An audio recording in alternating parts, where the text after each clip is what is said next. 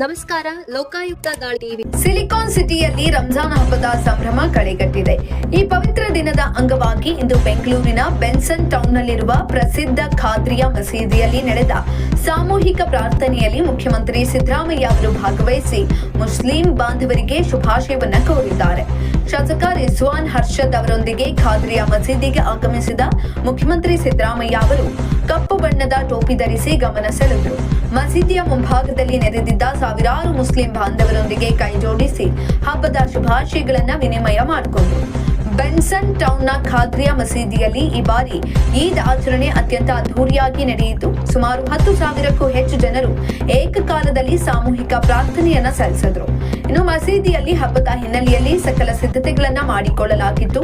ಭದ್ರತೆಯ ದೃಷ್ಟಿಯಿಂದ ಪೊಲೀಸರು ಮಸೀದಿಯ ಸುತ್ತಮುತ್ತ ಬ್ಯಾರಿಕೇಡ್ಗಳನ್ನ ಹಾಕಿ ಬಿಗಿ ಪೊಲೀಸ್ ಬಂದೋಬಸ್ತನ್ನ ಏರ್ಪಡಿಸಿದ್ರು. ಇನ್ನು ಪ್ರಾರ್ಥನೆಯ ನಂತರ ಮಾತನಾಡಿದ ಸಿಎಂ ಸಿದ್ದರಾಮಯ್ಯ ಅವರು ಈದ್ ಉಲ್ ಫಿತರ್ ಹಿನ್ನೆಲೆಯಲ್ಲಿ ಸಮಸ್ತ ಮುಸ್ಲಿಂ ಬಾಂಧವರಿಗೆ ಶುಭಾಶಯವನ್ನ ಕೋರಿದ್ರು. ಪ್ರವಾದಿ ಮೊಹಮ್ಮದ್ ರವರ ಜೀವನವು ನಮಗೆ ಶಾಂತಿ, ಸಹೋದರತ್ವ ಮತ್ತು ಮಾನವೀಯತೆಯ ಸಂದೇಶವನ್ನ ಸಾರುತ್ತದೆ. ರಾಜ್ಯದಲ್ಲಿ ಸೌಹಾರ್ದತೆ ನೆಲೆಸಲಿ, ಎಲ್ಲರೂ ಅಣ್ಣ ತಮ್ಮಂದಿರಲಕ್ಕೆ ಬಾಳೋಣ ಅಂತ ಅವರು ಕರೆ ನೀಡಿದ್ರು. ಇದೇ ಸಂದರ್ಭದಲ್ಲಿ ಅವರು ಈದ್ ಮಿಲಾದ್ ಹಿನ್ನೆಲೆಯಲ್ಲೂ ಶುಭಾಶಯಗಳನ್ನ ತಿಳಿಸಿದ್ರು. ಇನ್ನು ಮುಖ್ಯಮಂತ್ರಿಗಳ ಭೇಟಿಯಿಂದ ಮಸೀದಿಯ ಆವರಣದಲ್ಲಿ ಹಬ್ಬದ ಉತ್ಸಾಹ ಮತ್ತಷ್ಟು ಇಮ್ಮಡಿಗೊಂಡಿತ್ತು. ಸಮಾಜದ ವಿವಿಧ ಗಣ್ಯರು ಕೂಡ ಈ ಸಾಮೂಹಿಕ ಪ್ರಾರ್ಥನೆಯಲ್ಲಿ ಪಾಲ್ಗೊಂಡಿದ್ದರು.